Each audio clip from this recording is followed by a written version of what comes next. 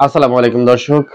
আর রাজনীতির সংস্কৃতিতে আমাদের যে পরিবর্তনের চিন্তা ভাবনা কিংবা পরিবর্তনের যে আকাঙ্ক্ষা সেটি কিন্তু দীর্ঘদিনের, অর্থাৎ আমরা দীর্ঘদিন ধরেই চাচ্ছি যে আমাদের রাজনৈতিক যে সংস্কৃতি সেটি পরিবর্তন করে একটি নতুন রাজনৈতিক কাঠামো তৈরি করার জন্য। তো সে লক্ষ্যে রাজনৈতিক দলগুলোর সঙ্গে জাতীয় ঐক্যমত্য কমিশনের যে আলোচনা চলছে, সেটা দ্বিতীয় দফা আলোচনা শেষে মৌলিক সংস্কারের 19টি বিষয়ে ঐক্যমত্যের সিদ্ধান্ত নিয়ে এসেছে। এর মধ্যে 7টি বিষয়ে সব দল একমত হয়েছে, আর 12টি বিষয়ে বিভিন্ন দলের ভিন্ন মত ও মন্তব্য সহ সিদ্ধান্ত হয়েছে। এটি নিঃসন্দেহে একটি বড় অগ্রগতি, যা আমাদের জাতীয় রাজনীতিতে দীর্ঘ হতাশার মাঝে কিছুটা হলেও আশাবাদের জায়গা তৈরি করেছে। 24-এর গণ অভ্যুত্থান যে বৃহৎ জন আকাঙ্ক্ষা তৈরি করেছে, তার সবচেয়ে গুরুত্বপূর্ণ জায়গা হলো বাংলাদেশের নাগরিকেরা আর পুরনো ব্যবস্থায় ফিরতে চান না। অগণতান্ত্রিক ও স্বৈরতান্ত্রিক শাসন ব্যবস্থা যাতে কোনোভাবে ফিরতে না পারে, তার জন্য রাষ্ট্র, সরকার ও শাসন কাঠামো মৌলিক সংস্কার প্রত্যাশা করছেন তারা। জন আকাঙ্ক্ষার কথা বিবেচনায় নিয়ে প্রধান উপদেষ্টা অধ্যাপক ডক্টর মোহাম্মদ ইউনূসের যে নেতৃত্বাধীন সরকার প্রথম পর্যায়ে সংবিধান, নির্বাচন ব্যবস্থা, বিচার বিভাগ, দুর্নীতি দমন কমিশন, প্রশাসন ও পুলিশ সংস্কার কমিশন গঠন করে। এরপর আরো 5টি কমিশন গঠন করা হয়। এসব কমিশন তাদের প্রতিবেদন দেওয়ার পর প্রধান 6টি কমিশনের গুরুত্বপূর্ণ প্রস্তাব নিয়ে রাজনৈতিক দলগুলোর সঙ্গে আলোচনা শুরু করে জাতীয় ঐক্যমত্য কমিশন।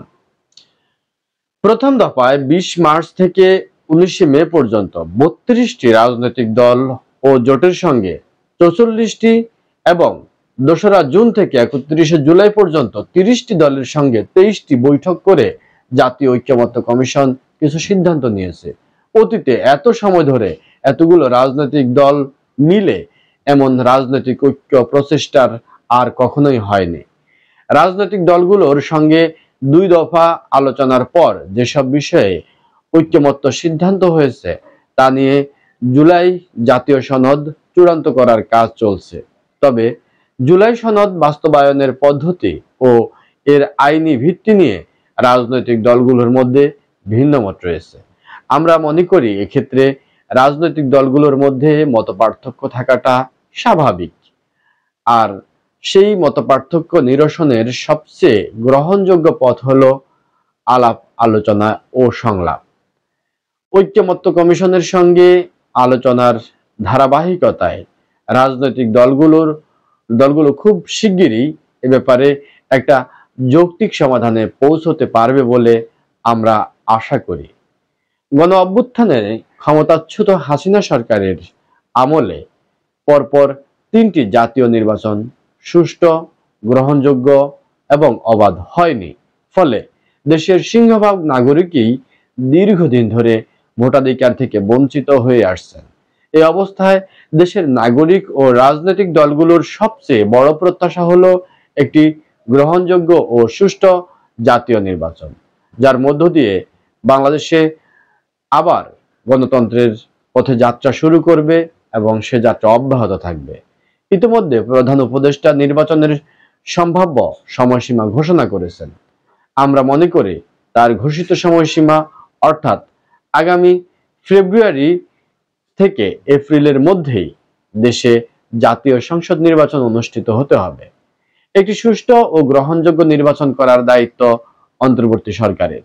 নির্বাচন কমিশন সে ব্যাপারে তাদের প্রস্তুতিও নিচ্ছে, কিন্তু এক্ষেত্রে রাজনৈতিক দলগুলোরও ভূমিকা অত্যন্ত গুরুত্বপূর্ণ।